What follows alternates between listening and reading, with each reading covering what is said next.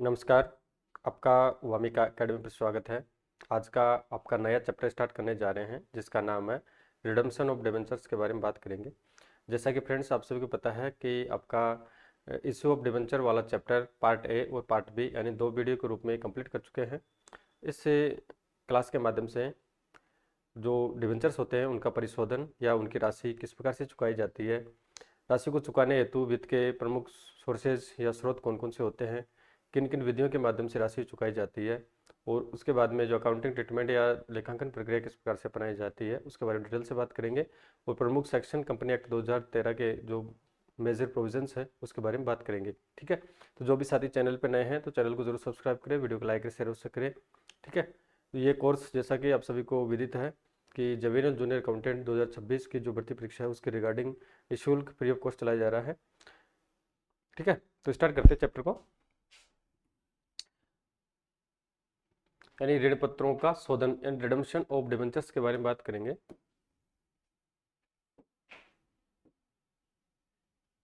यानी ऋण पत्रों का शोधन का पहले मीनिंग देखेंगे, अर्थ देखेंगे, यानी meaning of redemption of debentures. यानी ऋण पत्रों के शोधन का अर्थ है ऋण पत्र धारियों को ऋण पत्र के शोधन यानी भुगतान वापसी द्वारा ऋण पत्र बंद पत्र के खातों पर देनदारियों से मुक्ति पाना है। सामान्यतः ऋण पत्र का शोधन निर्गमन के नियम और शर्तों के आधार पर अवधि की समाप्ति पर होता है। यानी जो कंपनी की वित्तीय आवश्यकताएं होती है, वित्तीय आवश्यकताओं की पूरी करने हेतु कंपनी द्वारा ऋण पत्र जारी किए जाते हैं। अब एक निश्चित अवधि के पश्चात यानी लगभग 20 वर्षों के पश्चात में जो ऋण पत्रों के माध्यम से जो राशि कंपनी द्वारा प्राप्त की गई थी उसको लौटाना होता है। और जैसा कि ऋण पत्रधारियों को एक निश्चित दर से वार्षिक या अर्धवार्षिक दर से इनको ब्याज दिया जाता है। ठीक है, तो जो राशि लौटाई जाती है वो किन किन वित्त के स्रोतों से लौटाई जाती है और उनकी जो प्रोसेस होती है किस प्रकार से होती है देखते हैं। ऋण पत्रों के शोधन यानी वित्त के स्रोत कौन कौन से हैं, यानी sources of funds finance for redemption of debentures. ऋण पत्रों के शोधन के लिए एक बड़ी राशि की आवश्यकता पड़ती है, जैसा कि कंपनी द्वारा लाखों करोड़ों में राशि प्राप्त की जाती है। अब उसको लौटाने हेतु भी इतनी ही बड़ी राशि की आवश्यकता पड़ती है। एक कंपनी निम्नलिखित में से कोई या एक से अधिक साधनों का प्रयोग ऋण पत्रों के शोधन हेतु करती है। अब कौन कौन से सोर्सेज है, कौन कौन से स्रोत है, कौन कौन से साधन है जिनके माध्यम से कंपनी द्वारा ऋण पत्रधारियों को पैसा लौटाया जाता है, ताकि कंपनी को बैलेंस बनाना होता है कि जो राशि लौटाई जाएगी तो उससे कंपनी की जो कार्यशील पूंजी है, वर्किंग कैपिटल है, उसमें किसी प्रकार का नेगेटिव इम्पैक्ट ना पड़े और जो दैनिक ऑपरेटिंग का कार्य है वो निरंतर रूप से यथावत रूप से चलता रहे। अब कौन कौन से स्रोत है, एक पहला स्रोत है अंश पूंजी तथा ऋण पत्रों के नवीन निर्गमन के माध्यम से जो राशि प्राप्त की जाती है। प्राप्त राशि से डिबेंचर होल्डर्स को पेमेंट किया जाता है। और इसके अलावा संचित लाभों और शोधन कोष से जो राशि प्राप्त की जाती है या बनाई जाती है उस राशि का यूटिलाइज करके ऋण पत्रों को शोधन किया जाता है। इसके अलावा जो आदि की निधि होती है, सरप्लस फंड होता है, उस राशि से भी ऋण पत्रों का शोधन किया जाता है। इसके अलावा जो व्यापार की परिसंपत्तियां होती है, असेट्स होती है, उनको यानी स्थायी जो अचल संपत्ति होती है उसकी बिक्री के माध्यम से जो पैसा प्राप्त होता है उस अमाउंट से भी ऋण पत्रों का शोधन किया जा सकता है। लेकिन जो आपके जो फोर्थ नंबर की सोर्सेज है, वित्त के सोर्सेज है, यानी परिसंपत्तियों की बिक्री से शोधन हेतु जो रिडम्पशन का पैसा चुकाया जाता है वो गलत होता है, क्योंकि इससे नेगेटिव इम्पैक्ट पड़ता है। व्यापार की अगर संपत्तियां स्थायी संपत्तियां बेची जा रही है तो व्यापार में नेगेटिव इम्पैक्ट पड़ेगा। अब इनको वन बाय वन देखते हैं। फर्स्ट आपका अंश पूंजी तथा ऋण पत्रों का नवीन निर्गमन के माध्यम से, यानी कंपनी द्वारा या तो नए शेयर जारी किए जाते हैं या नए डिवेंचर्स जारी किए जाते हैं। जो राशि प्राप्त होती है उस राशि से डिवेंचर्स का रिडम्पशन किया जाता है। तो phase issue of share capital and debentures है। अब इसको देखते हैं डिटेल में। नई पूंजी के निर्गमन के द्वारा विद्यमान दायित्व के स्थान पर नया दायित्व उत्पन्न किया जा सकता है। यानी जो नई पूंजी अगर प्राप्त की जाएगी तो विद्यमान दायित्व समाप्त हो जाएगा, क्योंकि रिडम्पशन से पैसा चुका देंगे, लेकिन उसके बदले में जो नए अंश या ऋण पत्र जारी किए गए हैं उसके लिए नया दायित्व उत्पन्न हो जाएगा या नया क्रिएट हो जाएगा। कंपनी नए अंशों या ऋण पत्रों को जारी कर सकती है तथा उनकी प्राप्तियों का प्रयोग ऋण पत्रों के शोधन के लिए किया जा सकता है। इस विधि के द्वारा कंपनी अपने कार्यशील पूंजी के स्तर को बनाए रखती है। यानी जो कंपनी की वर्किंग कैपिटल होती है, तो फर्स्ट वाले आपकी विधि है अंश पूंजी एवं ऋण पत्रों का नवीन निर्गमन के माध्यम से जो राशि प्राप्त की जाती है उससे जो वर्किंग कैपिटल होती है उसमें नेगेटिव इंपैक्ट नहीं पड़ता है, वो स्थिर रहती है। नए अंश या ऋण पत्र का निर्गमन समूल्य पर यह ध्यान रखना है कि जो नए अंश है ऋण पत्र उनका जो इशू किया जाएगा रिडम्पशन हेतु वो समूल्य पर, प्रीमियम पर, बट्टे पर किया जा सकता है। इस स्थिति में ऋण पत्र शोधन संचय, यानी ये महत्वपूर्ण है, यानी इस स्थिति में एंड जो सिचुएशन है, इस स्थिति में ऋण पत्र शोधन संचय यानी डिवेंचर रिडम्पशन रिजर्व बनाने की आवश्यकता नहीं होती है। क्यों नहीं होती है? क्योंकि नए अंश ऋण पत्र जारी किए गए हैं, तो उस राशि से जो फ्रेश राशि प्राप्त हो रही है उस राशि से इनका रिडम्पशन कर दिया जाएगा, तो जिससे डिवेंचर रिडम्पशन रिजर्व अकाउंट बनाने की आवश्यकता नहीं होती है। तो एग्जाम में अगर क्वेश्चन आ जाए तो आपको विशेष रूप से ध्यान रखना है। सेकंड नंबर का सोर्सेज आपका संचित लाभों तथा शोधन कोष से शोधन यानी redemption out of accumulated profit and sinking funds. यानी ऋण पत्रों के शोधन के समय कंपनी को वित्तीय कठिनाइयों का सामना करना पड़ सकता है। इन कठिनाइयों से बचने के लिए कंपनी ऋण पत्रों के शोधन हेतु अपने वार्षिक लाभों में से कुछ राशि अपने पास रख लेती है और उसे आंतरिक वित्त व्यवस्था के अंतर्गत व्यापार में निवेशित कर देती है या व्यापार के बाहर विपणन योग्य प्रतिभूतियों में निवेशित कर देती है। यानी इसका कहने का तात्पर्य यह है कि जो संचित लाभ होते हैं, शोधन कोष होते हैं, उनके माध्यम से कंपनी ये प्रतिवर्ष जो भी उनके प्रॉफिट्स होते हैं उनमें से कुछ निश्चित राशि, कुछ प्रतिशत राशि रोक लेती है, ताकि उस राशि का यूटिलाइज आगामी जब डिवेंचर्स का रिडम्पशन किया जाएगा तो उस राशि का यूज किया जा सके। नेक्स्ट सोर्सेज आपका आधिक्य निधि से शोधन है redemption out of surplus fund, यानी जो आधिक्य निधि होती है उससे किस प्रकार से रिडम्पशन किया जाता है वो देखते हैं।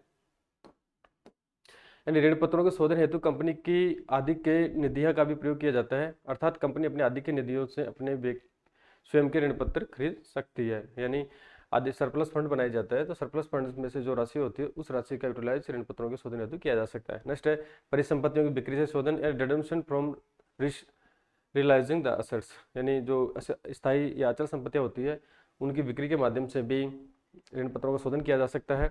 तो कंपनी अचल संपत्तियों की बिक्री में से प्राप्त राशि से ऋण पत्रों का शोधन कर सकती है। यह ऋण पत्रों के शोधन हेतु वित्त प्राप्त करने का असामान्य स्रोत है, यानी एक एबनॉर्मल सोर्सेज होता है और कंपनी की ख्याति पर विपरीत प्रभाव पड़ता है। अगर इस प्रकार से कंपनी अपनी स्थायी संपत्तियां बेचेगी, उनसे डिबेंचर होल्डर्स का पेमेंट करेगी, तो स्वाभाविक है कि नेगेटिव इंपैक्ट पड़ेगा। नेक्स्ट बात करते हैं ऋण पत्रों के शोधन की विधियां, यानी ये तो सोर्सेज देख चुके हैं, अब इनकी विधियां देखते हैं। यानी ऋण पत्रों के शोधन की कौन कौन सी विधियां हैं, किस प्रकार से इनका शोधन किया जाता है। तो ऋण पत्रों के भुगतान की निम्नलिखित महत्वपूर्ण विधियां हैं। कौन कौन सी विधियां हैं? इन 5 प्रकार की विधि है। एक तो है एक मुश्त भुगतान, यानी इनको एक मुश्त पेमेंट कर दिया जाता है। ठीक है, जैसे कोई किसी 50 लाख का पेमेंट करना है तो एक साथ 50 लाख का पेमेंट कर दिया जाता है, लेकिन ये पेमेंट जो प्रतिष्ठित कंपनीज होती है उनमें ही पैसों की पर्याप्तता होती है, तो वही कंपनियां एक मुश्त भुगतान कर सकती है, लेकिन जो सामान्य कंपनीज होती है वो एक मुश्त भुगतान नहीं कर पाती है क्योंकि फंड का अभाव रहता है। इसके अलावा दूसरी विधि है वार्षिक किस्त विधि, भुगतान विधि है, यानी वार्षिक किस्तों में इनका भुगतान किया जाता है। ठीक है। नेक्स्ट है खुले बाजार में क्रय विधि, खुले बाजार में क्रय विधि के माध्यम से भी इनका भुगतान किया जाता है।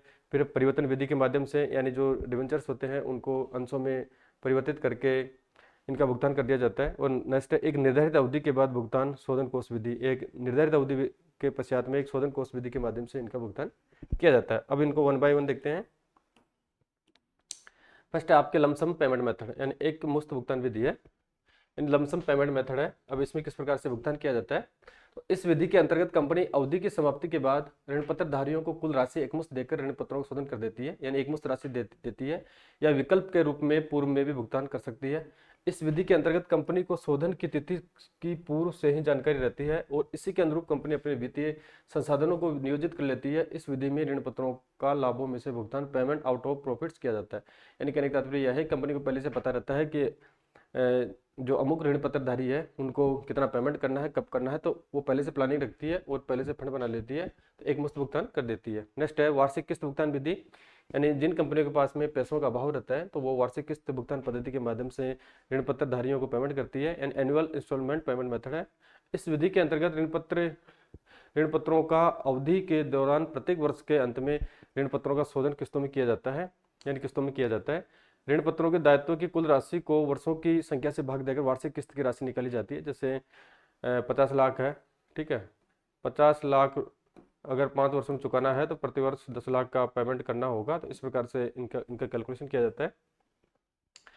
किन ऋण पत्रधारियों को ऋण पत्रों का भुगतान पहले वर्ष किया जाना है और किन को दूसरे या तीसरे वर्ष या अंतिम वर्ष किया जाए, तो इस समस्या के समाधान हेतु लॉटरी पद्धति, लॉटरी सिस्टम अपनाया जाता है। लॉटरी विधि में जिसका पहले नंबर आता है उसको पहले पेमेंट किया जाता है, जिसका सेकंड आता है सेकंड पे किया जाता है, जिसका थर्ड या फाइनल आता है तो उसके अकॉर्डिंग इनका पेमेंट किया जाता है। लॉटरी विधि का प्रयोग तब तक किया जाता है जब तक कि संपूर्ण ऋण पत्रों का शोधन नहीं हो जाता है, यानी इस विधि का प्रयोग कब तक किया जाता है? जब तक कि संपूर्ण ऋण पत्रों का शोधन नहीं कर दिया जाता है। इस विधि में ऋण पत्रों का लाभों में से भुगतान पेमेंट आउट ऑफ प्रॉफिट्स किया जाता है। वार्षिक किस्त यानी आहरण की रकम का एक समान होना आवश्यक नहीं है। ये विशेष रूप से आपको ध्यान रखना है कि जो वार्षिक किस्त पद्धति के माध्यम से पैसा चुकाया जाता है, जैसे 50 लाख चुकाना है, 5 साल के चुकाना है, तो प्रतिवर्ष 10 लाख हो गया, तो जरूरी नहीं कि 10 लाख प्रतिवर्ष चुकाए, हो सकता है 8 लाख भी हो सकता है 12 लाख भी हो सकता है प्रतिवर्ष। नेक्स्ट है खुले बाजार में क्रय विधि, यानी purchase in the open market method, यानी खुले बाजार में किस प्रकार से क्रय करके ऋण पत्रों का भुगतान किया जाता है। जब एक कंपनी रद्द करने के उद्देश्य से स्कंद विपणि के माध्यम से ऋण पत्रों को खरीदती है, रद्द करने के ऑब्जेक्ट से खरीदती है, तो ऋण पत्रों को क्रय करने और रद्द करने की प्रक्रिया को खुले बाजार से क्रय द्वारा ऋण पत्रों का शोधन कहते हैं। एक कंपनी अपने ऋण पत्रों को खुले बाजार से क्रय करके या तो उन्हें तुरंत रद्द कर देती है या उन्हें निवेश के रूप में रख सकती है। व्यवहार में देखा जाए तो एक कंपनी अपने ऋण पत्रों को खरीदने की तब इच्छुक होती है जबकि बाजार में वर्तमान ब्याज दर से ऋण पत्रों की ब्याज दर काफी अधिक होती है, यानी कंपनी तभी ये प्रोसेस अपनाती है कि वर्तमान में जो ब्याज दर है वो वर्तमान जो उनका ऋण पत्र को ब्याज दर है उससे अगर अधिक है तो ही खुले बाजार से क्रय करती है, अन्यथा नहीं करती है। नेक्स्ट आपकी चौथी नंबर की विधि है कन्वर्जन मेथड, यानी परिवर्तन विधि है। तो परिवर्तन द्वारा ऋण पत्रों के शोधन का अर्थ ऋण पत्रों का शोधन नए समता अंशों या ऋण पत्रों के नए निर्गमन द्वारा करना होता है। यानी परिवर्तन जो डिबेंचर होल्डर होते हैं, जैसा कि जो इश्यू ऑफ डिबेंचर वाले चैप्टर में देख चुके हैं पार्ट ए में कि ऋण पत्रों का जो परिवर्तन है वो अंशों में किया जा सकता है, लेकिन अंशों का ऋण पत्रों में नहीं किया जा सकता है। तो ऋण पत्र धारियों को अंशों में यानी समता अंशों में चेंज करके इनका भुगतान किया जा सकता है।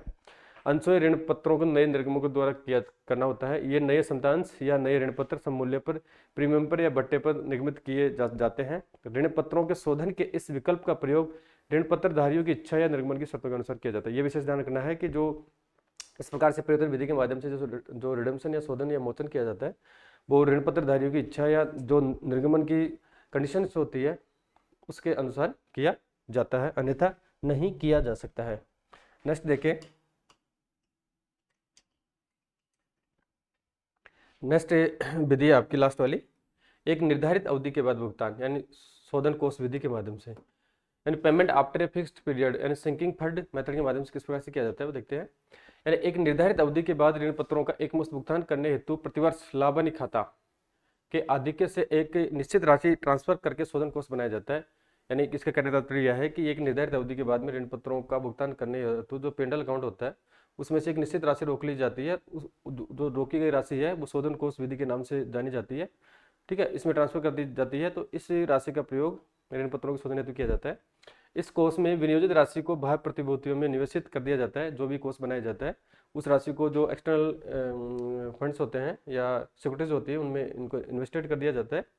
साथ ही बाह्य प्रतिभूतियों से प्राप्त ब्याज को भी बाह्य प्रतिभूतियों में निवेशित किया जाता है। यानी जो राशि इन्वेस्टेड की गई है स्वाभाविक उस पर या प्रॉफिट मिलेगा, इंटरेस्ट मिलेगा, तो जो भी इंटरेस्ट प्रॉफिट मिल रहा है तो जो राशि मूल राशि है उसके अलावा जो प्रॉफिट इंटरेस्ट मिल रहा है उसी राशि को पुनः निवेशित कर दिया जाता है।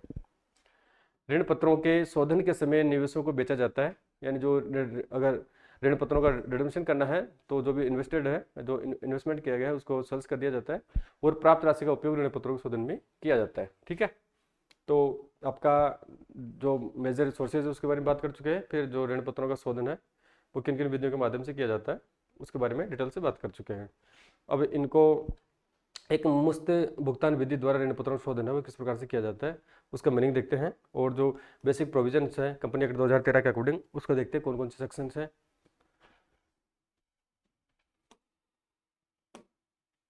यानी redemption of debentures by lump sum payment method, पहले इसका मीनिंग देखें। तो ऋण पत्रों के निर्गमन की शर्तों के अकॉर्डिंग एक निश्चित अवधि की समाप्ति के बाद जब ऋण पत्रों का शोधन ऋण पत्र धारियों को एक मुश्त भुगतान देकर किया जाता है तो इसे एक मुश्त भुगतान विधि द्वारा ऋण पत्रों का शोधन कहते हैं। जैसा कि इसके बारे में जस्ट बात कर चुके हैं, डिटेल से पुनः बात नहीं करेंगे।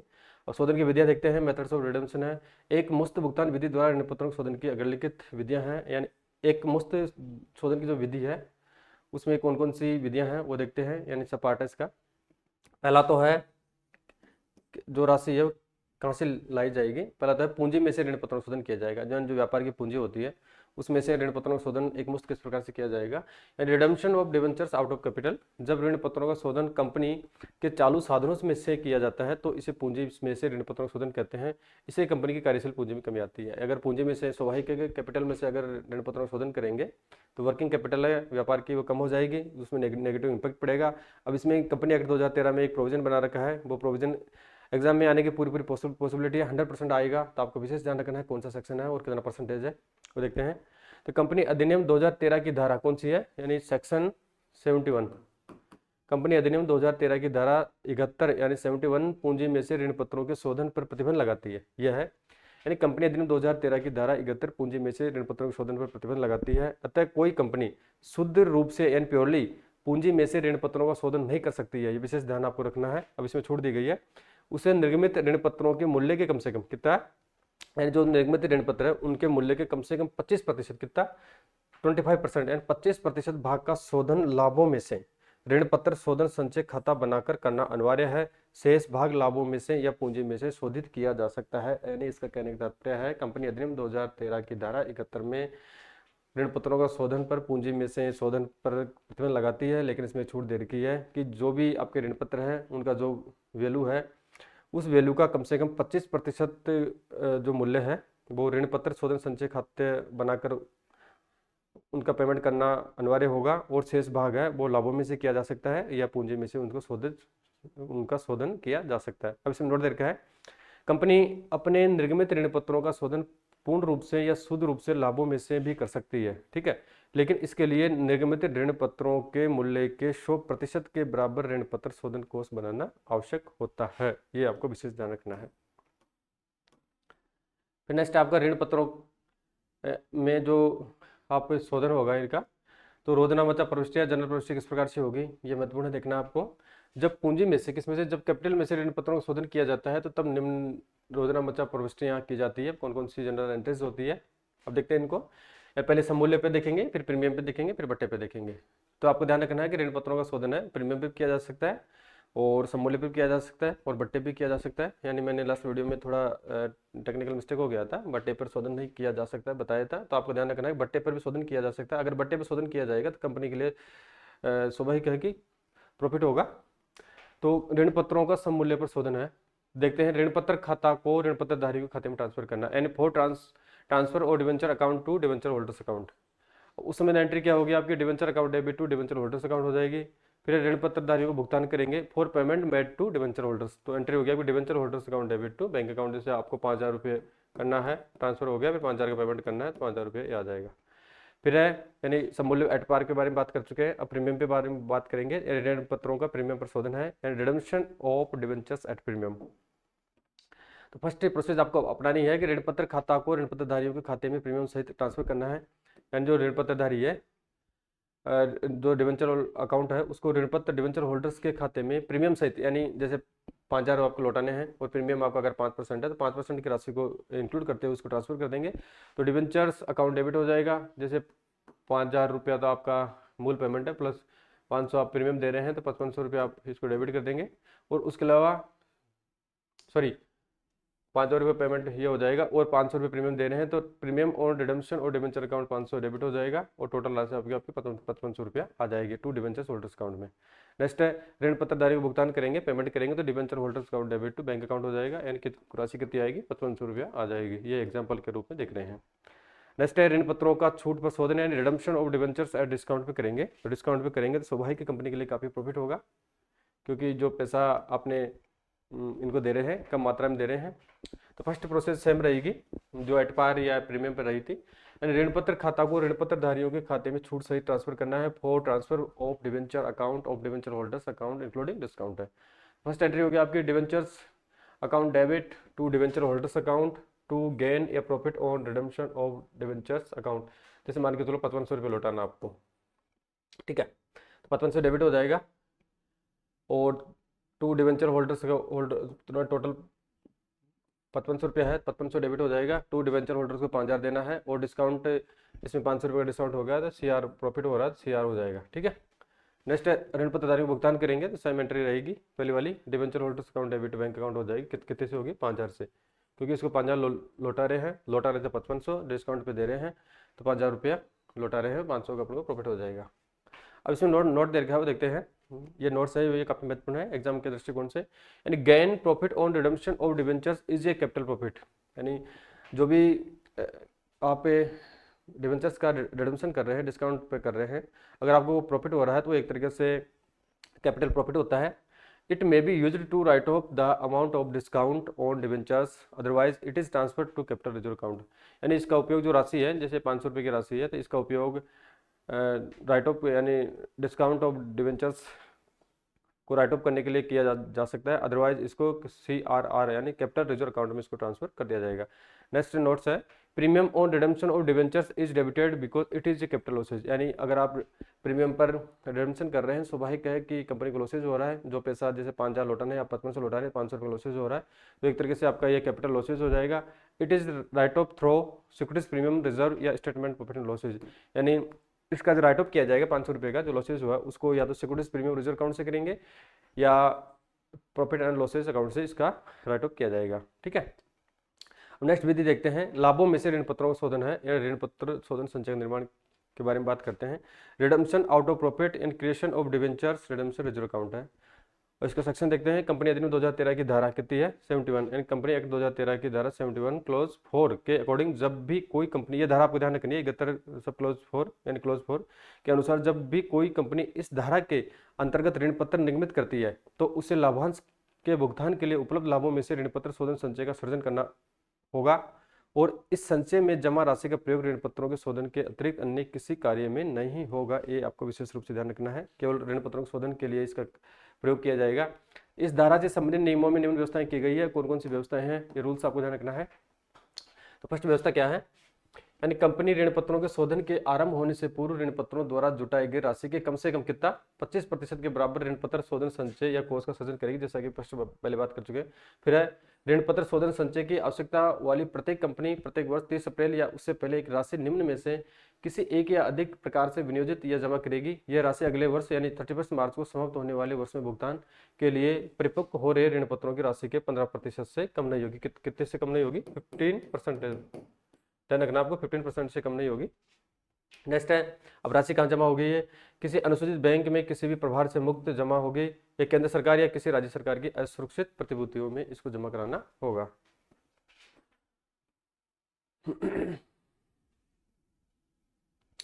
फिर है थोड़ा ये ब्रल हो रहा है,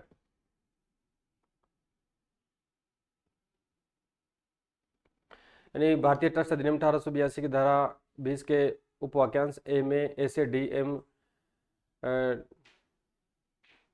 डबल सी में उल्लेखित और किसी अन्य कंपनी द्वारा निर्गमित भार रहित बॉन्ड जो भारतीय ट्रस्ट अधिनियम 1882 की धारा 20 में उपवाक्यांश में उल्लेखित है, और इसके अलावा उपयुक्त प्रकार से जमा की गई या विनियोजित की गई राशि वर्ष के दौरान परिपक्व हो रहे ऋण पत्रों के शोधन के अतिरिक्त अन्य किसी उद्देश्य के लिए नहीं की जाएगी। यह शर्त अवश्य है कि जमा या विनियोग की शेष राशि उस वर्ष में 31 मार्च को समाप्त होने वाले वर्ष में परिपक्व हो रहे ऋण पत्रों की राशि के 15% से कभी भी कम नहीं रहेगी। यह आपका विशेष ध्यान रखना है। इसके अलावा आंशिक परिवर्तनीय ऋण पत्रों की दशा में ऋण पत्र शोधन संचय ऋण पत्र के गैर परिवर्तनशील भाग के लिए ही सर्जित इसको किया जाएगा। ठीक है, अब देखते हैं नेक्स्ट है ऋण पत्र शोधन संचय खाते का प्रदर्शन, यानी presentation of A debentures redemption reserve account है, यानी आर्थिक चिट्ठा यानी जो बैलेंस शीट होता है, यानी बैलेंस शीट के दायित्व पक्ष में संचय और आदि के रिजर्व एंड सरप्लस शीर्षक के अंतर्गत ऋण पत्र शोधन संचय खाते को दिखाया जाता है। आपको ध्यान रखना है कि जो बैलेंस शीट होती है उसमें लायबिलिटी साइड में रिजर्व यानी रिजर्व एंड सरप्लस शीर्षक के अंतर्गत ऋण पत्र शोधन संचय खाते को दिखाया जाता है, और ऋण पत्रों का शोधन हो जाने के बाद ऋण पत्र शोधन संचय खाते का से सामान्य संचय जनरल रिजर्व में इसको ट्रांसफर कर दिया जाता है। जैसे शोधन हो जाता है तो जो ऋण पत्र शोधन संचय खाता होता है उसका जो शेष रहता है उसको जनरल रिजर्व में ट्रांसफर कर दिया जाता है। ठीक है, यानी when debenture redemption reserve account is created redemption of debenture is termed as redemption out of profits, otherwise it is treated as a redemption out of capital. Next है general entries in case of redemption of debenture out of profits, creation of debenture redemption reserve account है। अब entry देखते हैं, यानी शोधनीय ऋण पत्रों के अंकित मूल्य के 15% के बराबर विनियोग क्रय करने पर, यानी for purchasing investment equal to 15% of the face value of redeemable debentures है, तो इसकी एंट्री हो जाएगी आपकी debenture redemption investment account debit to bank account हो जाएगा, यानी being investment purchased at 15% of the face value of the debenture redeemed, विनियोग की बिक्री करेंगे। अब अगर आप 15% परचेज करते हैं उसकी बिक्री करेंगे फॉर एनकैशमेंट ऑफ इन्वेस्टमेंट है तो bank account debit to debenture redemption investment account हो जाएगा, एंड बिंग इन्वेस्टमेंट एनकैश्ड। अब इसमें नोट है, यानी कंपनी के वित्तीय विवरणों में, यानी कंपनी के वित्तीय विवरणों में जो नवीन प्रारूप है, नवीन प्रारूप में P&L अप्रोप्रिएशन ध्यान रखना विशेष, यानी P&L profit and loss appropriation account समाप्त कर दिया गया है, अतः इसके स्थान पर सरप्लस अकाउंट, कौन सा अकाउंट है सरप्लस अकाउंट का प्रयोग किया गया है। अब नेक्स्ट है ऋण पत्रों का निर्गमन एवं शोधन में बात कर रहे हैं, तो यानी आपका कंटिन्यू चल रहा है ये, 2 एंट्री कंप्लीट हो चुकी है। 3rd नंबर की एंट्री है ऋण पत्र शोधन संचय का सृजन करना, यानी for creation of debenture redemption reserve. ऋण पत्र शोधन संचय का निर्माण किस प्रकार से करेंगे, तो इसका निर्माण करेंगे statement of P&L account to debenture redemption reserve account, ठीक है। Being transfer of profit to DRR as per section rules. 4th नंबर की एंट्री है शोधन पर ऋण पत्रधारियों को राशि देय होना on the amount being due to debenture holders on redemption. अब इसमें एंट्री के बारे में बात करें तो यदि ऋण पत्रों का भुगतान समूल्य पर कर रहे हैं, यानी ऋण पत्रों का भुगतान अगर समूल्य पर करेंगे तो एंट्री होगी आपकी debenture account with nominal value आ जाएगी, टू डिबेंचर होल्डर आ जाएगी। अगर ऋण पत्रों का भुगतान प्रीमियम पर कर रहे हैं आप लोग, तो debenture account with nominal value debit हो जाएगी। फिर है आपका premium on redemption of debenture account debit हो जाएगा विथ प्रीमियम पेबल है, और टू डिबेंचर होल्डर राशि आ जाएगी।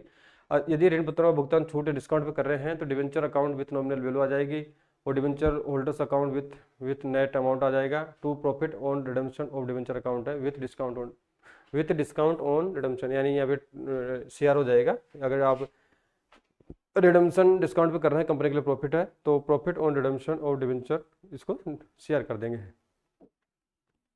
5th नंबर की एंट्री है ऋण पत्रधारियों को भुगतान करना यानी on payment to debenture holder. ऋण पत्रधारियों को भुगतान करेंगे तो उसमें एंट्री होगी आपकी debenture holders account debit to bank account with amount paid, जो भी अमाउंट आप पेड कर रहे हैं प्रीमियम सहित या डिस्काउंट सहित या एट पर जो भी है वो आ जाएगा। नेक्स्ट एंट्री आपकी ऋण पत्रों का कुल शोधन करने के बाद ऋण पत्र शोधन संचय खाते का शेष सामान्य संचय खाते में ट्रांसफर करना है, यानी for transfer of balance of debenture redemption reserve account to general reserve में ट्रांसफर कर देंगे। यानी जो आपका DRR अकाउंट का शेष है, रिडेम्पशन करने के बाद में अगर कोई शेष रह जाता है तो उस शेष को यानी जो बची हुई राशि है वो जनरल रिजर्व में ट्रांसफर कर दी जाएगी। तो एंट्री होगी आपकी debenture redemption reserve account debit to general reserve, जो भी राशि वो आ जाएगी। अब इसमें नोट है यानी gain profit on redemption of capital is a capital gain, it may be used to write off the amount debentures otherwise it is transfer to capital reserve account है। फिर है premium on redemption of debenture is debited because it is a capital losses, it is write off securities premium reserve और statement profit and losses account है, हालांकि इसके बारे में पहले बात कर चुके हैं, ठीक है। तो फ्रेंड्स आपका इस वीडियो के माध्यम से ऋण पत्रों का शोधन वाला चैप्टर है वो कंप्लीट कर चुके हैं। अगर किसी भी फ्रेंड्स को किसी प्रकार की कोई क्वेरीज हो तो मुझे कमेंट करके जरूर बताएं, जो भी आपकी क्वेरीज है, आप आगे क्या सुधार करना चाहते हैं क्लासेज में तो मुझे ज़रूर अवगत करवाएं, ठीक है।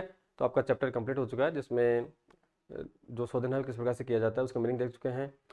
शोधन के मुख्य मेजर जो कंपोनेंट सोर्सेज है वो कौन कौन से हैं, और उसके अलावा जो 5 विधियाँ कौन कौन सी है, और इसकी अकाउंटिंग प्रोसेस किस प्रकार से की जाती है, और कंपनी एक्ट 2013 के जो मेजर सेक्शंस है, सब सेक्शंस है, उनमें कौन कौन से प्रोविजंस है, उनका डिटेल से अध्ययन कर चुके हैं। धन्यवाद।